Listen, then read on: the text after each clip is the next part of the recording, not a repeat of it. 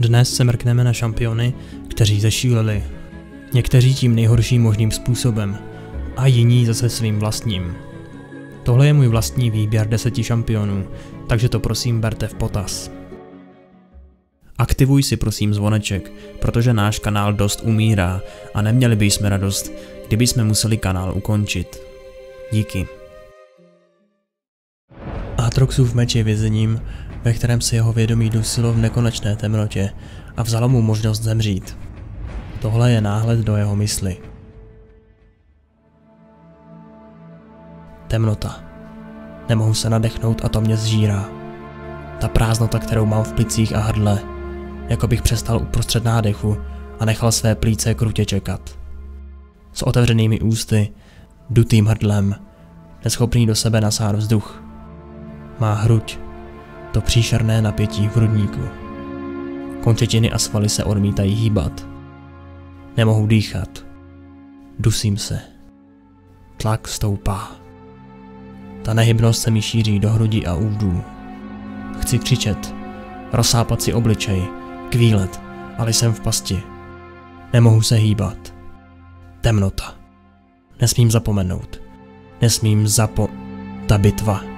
Přestal jsem se ovládat. Byl jsem bláhový. Smrtelníci se šikovali proti mně. Vlétl jsem do nich, byl jsem z nich. To pokušení bylo příliš silné. Jak jsem zabíjel, přetvářel jsem jejich těla tak, aby se více blížila mé skutečné podobě. Zoufale jsem hltal víc a víc a doufal byť v sebe menší ozvěnu toho, čím jsem kdy byl. Místo toho jsem jako oheň hořel příliš rychle a ničil i schránku svého hostitele. Temnota. Když jsme bojovali, pršelo. Co když mě schová bláto a špína? Co když zůstanu ukrytý na tisíce let? Lapený v tomto vězení. Z té hrůzné představy propadám panice. Bitva končí. Cítím to. Musím se pomocí vůle napřímit. Musím. Nemám ruce ani nohy. Temnota mě obklopuje. Ne, napřímím se, ale nepoznám, jestli to zabírá. Nepoznám nic víc než temnotu. Prosím, ať mě najde nějaký smrtelník. Prosím. Nekonečně prosím temnotu, ale jedinou odpovědí na mou žádost je ticho. Aatrox zůstal takto uvězněn více než 1000 let, dokud nějaký smrtelník nebyl natolik bláhový, že se pokusil tuto čepel opět použít. Aatrox se této příležitosti chopil a vnutil svému hostiteli svou vůli a napodobeninu své původní podoby. V následujících letech si Aatrox vypěstoval spoustu dalších hostitelů, oplývajících mimořádnou životní silou či statností. Naučil se ovládat smrtelníka jedním dechem. Aatrox cestoval po zemi a zoufale nekonečně hledal způsob, jak si navrátit svou předchozí podobu vyzdviženého. Ale hádanku, kterou skýtal jeho meč, vyřešit nedokázal. Po čase si uvědomil, že se z něj nikdy neosvobodí. V srdci mu rostlo zoufalství a zášť. Nebeské síly, které Aatrox kdysi stělesňoval, byly nyní zprovozeny ze světa. Úpěnlivě se drží slepé naděje. Dokáže-li přivést veškeré tvorstvo ke zkáze, kde bude zničeno všechno, pak možná přestane existovat on i ona čepel.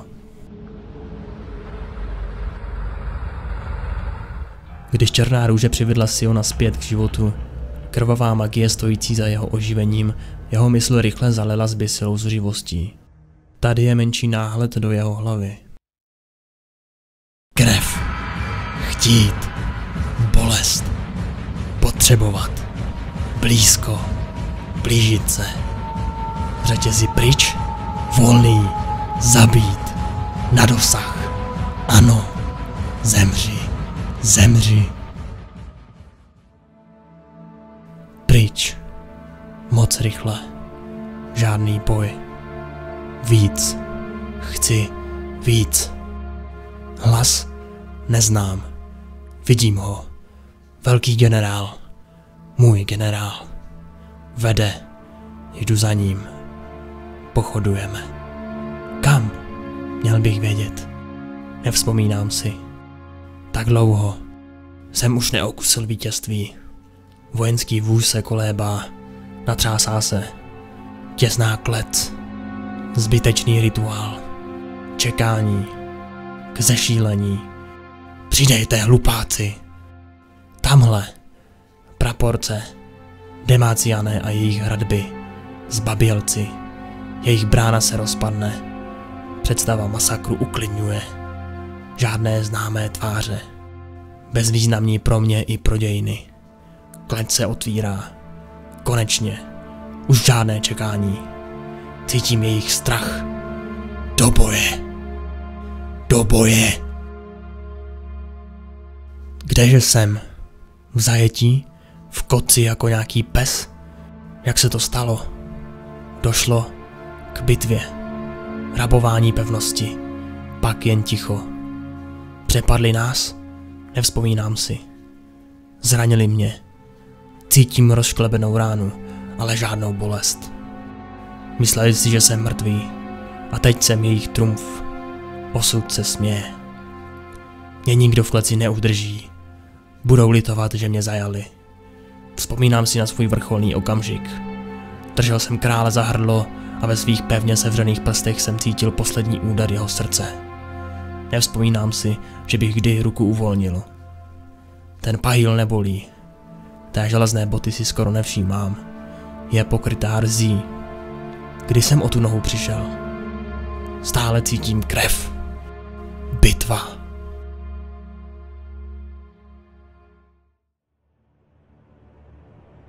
Potom, co Xerath způsobil pád Shurimy a ukradl moc vyzdvižení pro sebe, se její bratři Renekton a Nasus pokusili zastavit. Bojovali tvrdě, ale jelikož se znali, že Xeratha zničit nedokážou, ho nakonec Renekton násilím dostal do hrobky císařů pod městem a přikázal bratrovi, aby je uvnitř zavřel. Nasus si byl vědom toho, že nemají jinou možnost, a tak neochotně udělal, co mu bratr nařídil. Xerath a Renekton pokračovali ve své bitvě. Bezpočet staletí pronásledovali jeden druhého hlubinami bez světla. Zatímco ve světě nad nimi se kdysi slavná šurimská civilizace rozpadla v prach. Xerath se svému protivníkovi vysmíval a našeptával Renektonovi do ucha jedovatá slůvka, až ho nakonec jeho hadí řeči nahlodali. Přesvědčil Renektona, že mu Nasus záviděl úspěch, a tak využil šance, aby se ho zbavil a užíval si nesmrtelnost sám. Renektonova příčetnost začala pomalu povolovat. Xerath Renektonově šílenství ještě přisadil, když pokroutil jeho představu o tom, co je skutečné a co jsou jen pouhé představy. Když hrobku císařů konečně otevřeli chamtiví smrtelní vykradači hrobů, Renekton zavil zuřivostí. Vtrhl do pouště a snažil se ve vzduchu zachytit pachovou stopu svého bratra. Shurima se však během jeho nepřítomnosti tuze změnila. Horda vyzdvižených už neexistuje a lid je z větší části roztroušen a bez vůdce. Přestože Renekton o takové věci příliš nestojí, našel si několik stoupenců mezi těmi nejdivočejšími a nejkrvežíznivějšími pouštními nájezdníky. I když ve svém častém šíleném běsnění nedokáže vždy rozeznat přátele od nepřátel. A přestože se najdou okamžiky, kdy Renekton připomíná toho hrdého a ctihodného hrdinu z minulosti, povětšinou není ničím jiným než zvířetem, které pohání šílená nenávist a jež prahne po krvi a odplatě. Renekton, kterého Nasus znal, už neexistuje.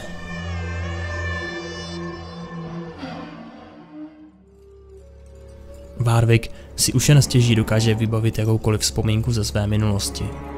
Jediné, co viděl, byla krev. V tom uslyšel křičet malou dívenku, ale nedokázal jí porozumět. Znělo to jako jméno. To své už dávno zapomněl. Cítil, že je to tak lepší. Bolest brzy pohltila všechny ostatní myšlenky. Krev bylo to jediné, co zbylo.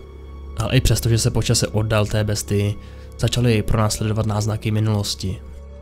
Když rozerval hrdlo jednoho žebráka, zahlédl na okamžik v jeho očích odraz vousatého muže. Další muž byl ponurý, jaksi povědomý. Měl zjízvené paže.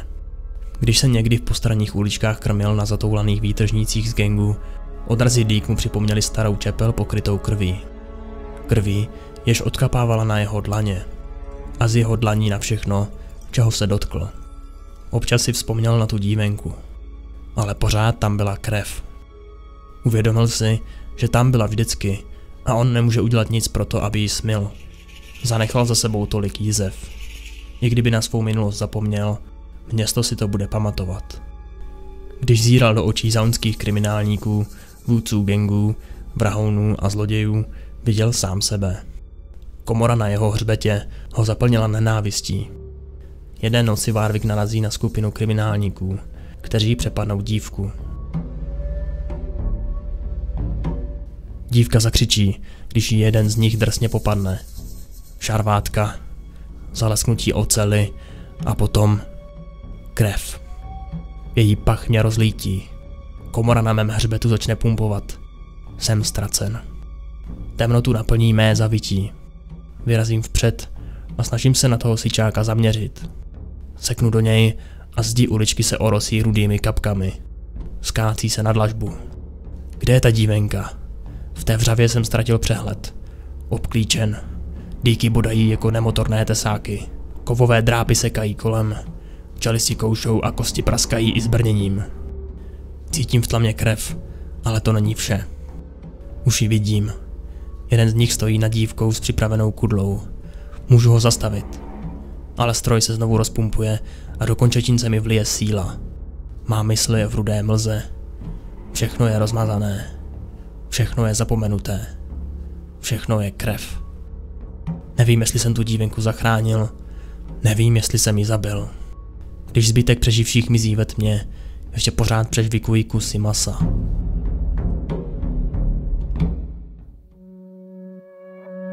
Potom, co se na Mundovi zkoušeli různé experimenty, zešílel a nyní je přesvědčen o tom, že je doktor. A z toho důvodu začal psát Mundův lékařský deník. Porád žádný pacienti. Ale dneska jsem šel ven a volal na lidi, kdo potřebuje doktora? Utekli pryč. Utíkali rychle, takže určitě nejsou nemocný. To je fajn. Vlastně je to dobrý. Budu dál čekat. Čekat, dokud nebudu nemocný. Jo, dneska se stala dobrá věc. Jsem si najal sestru. Bydlí v uličce za nemocnicí. Mundo rád, že má pomoc. Dneska jsem na pacienta použil skvělou léčbu. Víš jakou? Elektrínu. Pustil jsem mu ji do mozku přes dráty. Křičel, páč to lidi dělají, když je léčíš. Uzdravování občas bolí. Mundo je rád, že vidí pokrok. Mundovi došly možnosti. Elektrína už nefumfuje. Pacient porád šílený jak chemopejr. Dneska jsem šel na procházku, abych si vyčistil hlavu. Mundo našel sestru a poptal se jí na názor. Řekl jsem jí, že elektrína už na pacienta nezabírá. Řekla, že musíme operatírovat. Pak zasyčela a vyběhla po plotě. Takže máme lékařskou schodu. Zítra budem opeřovat. Bude to dobrý. Dneska jsem za sejc viděl sestru. Žrala z koše na odpad. Žrala ruku starého pacienta. Mundo jí řekl, že to není profesionální. Jsem řekl, že se omluvuju, že to mezi náma nefunguje, ale že jí napíšu dobrý doporučení. Zasyčela a zase jí vyběhla po plotě. Proč je tak těžký najít dobrý pomocníky? Mám slušnou praxi.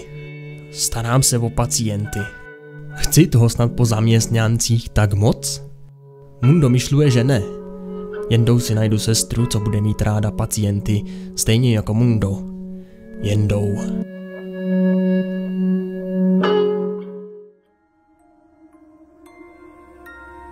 Když Isolda skonala, Viega pohotilo šílenství.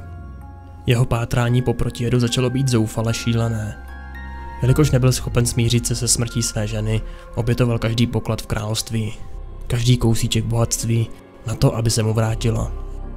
Zatímco země upadala do chaosu, Viego se ukryl s Isoldiným tělem a začal být plný zášti a násilí. Jednoho dne se pak dozvěděl o tajemství požehnaných ostrovů a o jeho vodách, které dokázaly vyléčit jakýkoliv neduch. Se svou velkou armádou násilně vtrhl do poklidného kraje a vraždil každého, kdo se mu postavil do cesty. Až se nakonec probojoval do vnitřní svatyně a ponořil svou manželku do požehnané vody. Věřil, že se mu vrátí, nehledě na zkázu, kterou napáchal, nehledě na cenu. Isolda povstala jako děsivý stínový přízrak plný hněvu a v záchvatu své bolesti, zlosti a zmatení z toho, že byla vyrvána z náruče smrti, vzala Viegův vlastní očarovaný meč a probodla mu srdce. Magie vod narazila na prastarou čepel a energie komnaty vybuchla. prohnala se celými ostrovy a všechno, čeho se dotkla, uvěznila v trýznivé vědomé nesmrti. Viegova mysl je zvrácená stejnou nebezpečnou posedlostí jako zaživa a jeho neotřesitelná, nepříčetná láska pohání každý jeho čin, každou jeho touhu, každou jeho krutost. Na zkázu, kterou působí, pranic nedbá.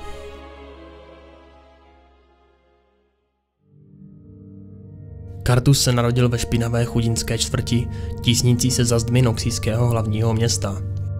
Jeho matka při porodu zemřela, takže se o Kartuše i jeho 3 sestry musel starat jen otec. S desítkami dalších rodin žili v rozpadajícím se chudobinci, zamořeném krysami. V němž se živili pouze drobnou havětí a dešťovou vodou. Kartus byl v chytání krys ze všech dětí nejlepší a pravidelně přinášel jejich ohlodaná tělíčka ke společnému jídlu, aby se mohli nasytit i ostatní. Smrt bývala v noxijských slumech častým hostem a Kartus si toto bědování zamiloval. Po nocích se mladičký Kartus plížil po přeplněných místnostech a hledal ty, jejichž život visel na vlásku. Ale bezúspěšně. Vytoužený dotyk smrti tak pocítil až ve chvíli, kdy se její hladový pařád připlížil k jeho vlastní rodině. Jeho sestry se nakazily morem a Kartus z nich nespustil oči. Díval se, jak jedna po druhé umírají, a zatímco jejich zrak pohasínal, v jeho vlastním nitru se rozhořela touha zjistit, co ho následuje po smrti. Když si poté pro jejich těla přišli sčítači, Kartus je následoval do jejich chrámu a pokládal jim jednu otázku za druhou ohledně jejich řádu a práce se smrtí. Sčítači rychle poznali, že by se Kartus do jejich řádu hodil a přijali jej mezi sebe. Nejprve jako hrobníka a stavitele pohřebních hranic. Ovšem časem se vypracoval na sběrače těl. Den co den vyjížděl se svým kostěným povozem do ulic Noxu, aby sbíral úmrlé. Jeho pohřební písně se zakrátko staly známými po celém městě. Procítěné žalospěvy, vyprávějící o kráse smrti a o naději, že to, co přijde po ní, za to utrpení stojí. Kartus hovořil se všemi umírajícími, doprovázel jejich duše do náruče smrti a pátral v jejich hasnoucích očích po dalších střípcích minulosti. Nakonec dospěl k názoru, že se od smrtelníků nemá již čemu naučit a že jen mrtví znají odpovědi na jeho otázky. Kartus se vypravil na Stínové ostrovy. Když tam dorazil, prastará magie začala stravovat jeho tělo i duši. Jeho touha překonat hranice smrtelnosti byla však tak silná, že jej ani černá mlha nedokázala zcela zničit. Místo toho jej jen přetvořila. Kartus se tak ve vodách ostrova znovu zrodil jako kostlivý přízrak. Kartusovi došlo, že konečně naplnil svůj úděl a stává se tím, co mu bylo souzeno. Stvořením pohybujícím se na hranici mezi životem a smrtí. Krása toho věčného okamžiku jej naplnila úžasem a jeho přerod sledovaly zatracené duše z celého ostrova.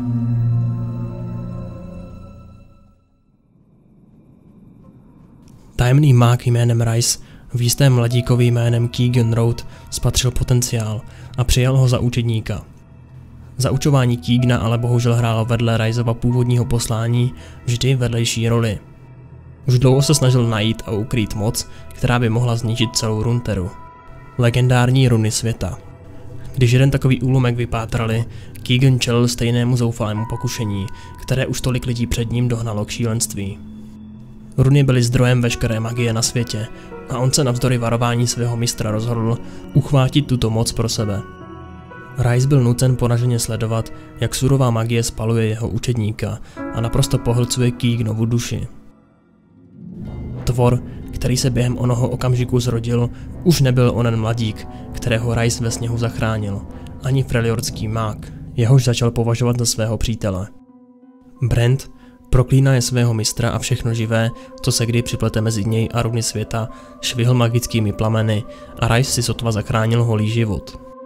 Onen mladík zmizel a zůstala jen tato šílená ohnivá bytost, známá jako Brent.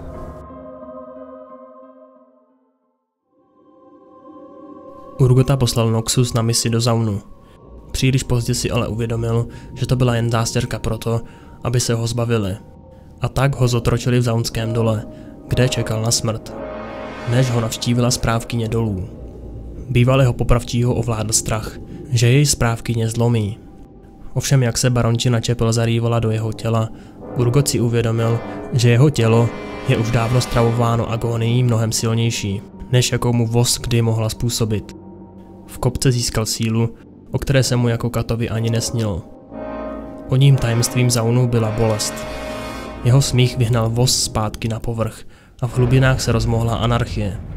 Urgot získal vládu nad celými doly a vyžíval se v nových zkouškách přežití. Zjistil, které části jeho těla byly nejslabší a nahradil je mechanickými díly. Technologiemi vyvinutými těmi, kdo by bez nich zemřeli. Vyvolal tedy povstání, při kterém chytla plamenem chemotechnická žíla v dole a od onoho dne se stal děsivým spojením mechanických vylepšení a noxijské brutality. Urgot si už uvědomoval, že to není síla, kdo v Noxu vládne, nýbrž lidé. A lidé jsou slabí. Neměli by být žádní panovníci, žádné lži, nic, co by stálo v cestě ryzímu chaosu boje o přežití.